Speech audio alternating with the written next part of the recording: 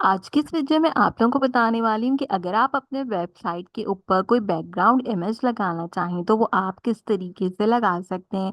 अगर आप कोई कोडिंग इमेज यूज़ कर रहे हैं तो मैं आपको बताती चलूँ कि हमेशा ऐसा इमेज चूज़ कीजिए जिसका बैकग्राउंड लाइट हो, यानी कि इस तरीके का इमेज आप चूज़ करें ताकि जब आप टेक्स्ट लिखें तो आपका टेक्स्ट अच्छे तरीके से यहाँ पर नज़र आए। अदरवाइज़ अगर आप कोड के बैकग्राउंड्स को नहीं यूज़ करना चाहते तो आई विल ऑलवेज सजेस्ट कि आप जो है वो ग्रेडियंट बैकग्राउंड्स का यूज़ करें। ग्रेडियंट बैकग्राउंड्स काफ़ी अच्छे होते हैं, काफ़ी अच्छे तरीके से जो है वो यूटिलाइजेशन आपकी वेबसाइट के ऊपर प्रोवाइड करते हैं। इसमें आप जो भी टेक्स्ट लिखते हो काफ़ी अच्छा लुक देता है। जैसे देखें ये एक हमारे पास इमेज है, ये काफ़ी अच्छा है। इसको मैं दूसरे टैब में ओपन करती हूँ एंड वी विल सी कि हमारे पास यहाँ पर ये किस तरीके का लुक प्रोवाइड आउट करता है। तो देखें कितना अच्छा सा ब्लू कलर का इमेज लग रहा है। अगर ये मुझे एज ए ग्रेडियंट अपने वेबसाइट के बैक पे लगाना हो तो इस तरीके की इमेजेस चूज़ करें ताकि आपको फ़ायदा रहे। आप इसके लिए वेबसाइट का यूज़ कर सकते हैं जो कि wallpapers.com के नाम से कहलाती है। यहाँ पे आपको काफ़ी अच्छे-अच्छे ग्रेडिएंट के वेरिएशंस मिल जाएँगे एचडी के अंदर। तो आपको जो भी वेरिएशन पसंद आए आप वो वेरिएशंस यहाँ से चूज़ कर सकते हैं। चूज़ करके अप्लाई आउट कर सकते हैं। यहाँ पे काफ़ी सारे ऑप्शंस हैं। हम इस वाले वेरिएशंस के साथ जाते हैं और सबसे पहला काम क्या करते हैं कि इसको जो है वो हम सेव करते हैं। या तो चलें कोई और हम जो है वो यहाँ पे वेरिएशन देखते हैं कि अगर कोई और वेरिएशन अच्छा लग रहा है जिससे ये भी अच्छा लग रहा है, इसको दूसरे टैब में ओपन करके देखते हैं या एक दो वेरिएशंस और जो है वो हम ओपन अप करके भी देख लेते हैं कि किस तरीके से लग रहा है। तो देखें ये अच्छा लग रहा है, इसका इमेज भी दूसरे में ओपन कर लेती हूँ। अब क्या करना है, सबसे वाला काम करना है, इसको सेव करना है। राइट क्लिक करें, सेव के बटन पे क्लिक करें। आपने जो भी कोई वेबसाइट बनाई है उस वेबसाइट के अंदर एक पब्लिक का फोल्डर अवेलेबल होता है। इस पब्लिक के फोल्डर के अंदर एक इमेजेस का फोल्डर बनाएं। इस इमेजेस के फ़ोल्डर के अंदर आप जो है वो इसको क्रिएट करें। अब देखें ये फ़ाइल जो है वो सेव नहीं होगी, क्यों नहीं होगी? क्योंकि ये WEBP की फ़ाइल है। आपने JPG या फिर PNG की फ़ाइल जो है वो सेव करनी है। तो हम इसका आसान काम करेंगे, आसान काम ये करेंगे कि हम ले लेंगे इसका स्क्रीनशॉट। स्क्रीनशॉट लेके भी इसलिए दिखा रही हूँ कि अगर कभी नहीं हो रहा हो तो आपने किस तरीके से कंपाइल करना है। तो चलिए अब पूरा प्रोसेस आपको दिखाते हैं। जैसे मैंने बीटेक ऐप के अंदर यहाँ पे नेक्स्ट.js में महक ऑफिशियल में डेमो वेबसाइट बनाई है। इस डेमो वेबसाइट के पब्लिक के इमेजेस में मुझे इसको सेव करना है।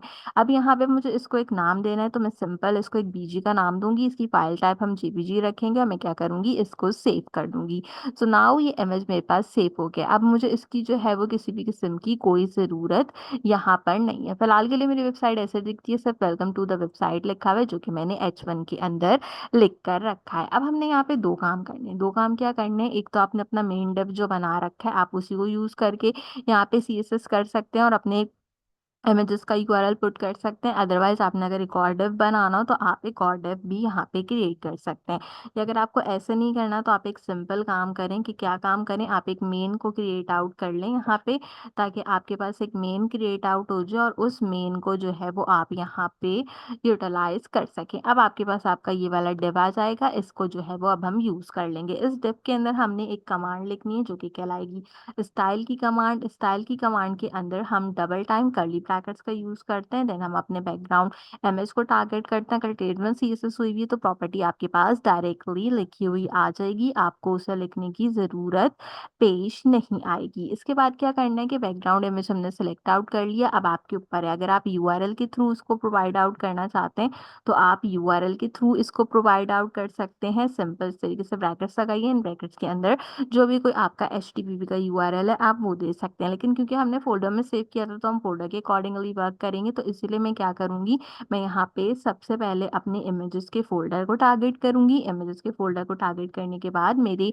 जो पिक्चर मैंने सेव की थी उसका नाम मैंने BG रखा था और उसका जो फॉर्मेट था वो क्या था, वो था मेरे पास यहाँ पे JPG। तो यहाँ तक मैंने जो है वो इसको कंपाइल कर लिया। एक बार अपनी वेबसाइट पे चल के देखते हैं कुछ फर्क पड़ रहा है। तो देखें यहाँ पे ये बैकग्राउंड लगा हुआ तो आ रहा है लेकिन दिख नहीं रहा। अच्छा एक चीज़ और करते हैं कि ये जो टेक्स्ट है इसको सबसे पहले हम एक प्रॉपर्टी असाइन कर देते हैं क्लास नेम की, और इसमें मैं टेक्स्ट जो है वो सिंपल दे देती हूँ वाइट कलर का, ताकि जो है ना जब हम यहाँ देख रहे हो तो देखें हमें नजर आए। अब देखें ये बैकग्राउंड आ तो रहा है, वो हमारा इमेज लग तो गया, लेकिन क्या, एक तो बहुत छोटा है पूरे कैनवस पे नहीं है, और दूसरा ये कि हमारे टेक्स्ट भी कॉर्नर में लिखा है। तो पहले एक काम ये करते हैं, क्या करते हैं कि हम जो है वो अपने इस बैकग्राउंड को एक अदद जो है वो सीएसएस की प्रॉपर्टी भी असाइन कर लेते हैं। तो सेम डिव के अंदर ही क्लास स्टाइल से पहले हम क्लास नेम असाइन करेंगे। इसके अंदर जो है मैं कहती हूँ कि मेरा बैकग्राउंड जो हो वो कितना हो, वो मेरे पास यहाँ पे कवर हो। तो जैसे मैंने बैकग्राउंड कवर की प्रॉपर्टी लगाई तो अभी फिलहाल के लिए कुछ कोई चीज़ वर्क नहीं कर रही है, ठीक है। इसके बाद मैं क्या करती हूँ, मैं कहती हूँ कि जो भी बैकग्राउंड हो वो क्या हो, वो यहाँ पे कवर तो हो गया। अब वो सेंटर लाइन हो, इसके साथ साथ उसकी हाइट जो हो वो स्क्रीन के जितनी हो जाए। आप मैक्सिमम मिनिमम हाइट भी कर सकते हैं। मैंने स्क्रीन के जितनी हाइट की है। तो नाउ यू कैन इजिली सी के पूरी स्क्रीन पे आ गया, सेंटर लाइन हो गया, and काफी अच्छा जो है वो मेरे पास लुक प्रोवाइड आउट कर रहा है, ठीक है। टेक्स्ट को थोड़ा सा ठीक करते हैं। टेक्स्ट में मैंने वाइट की प्रॉपर्टी दी हुई है।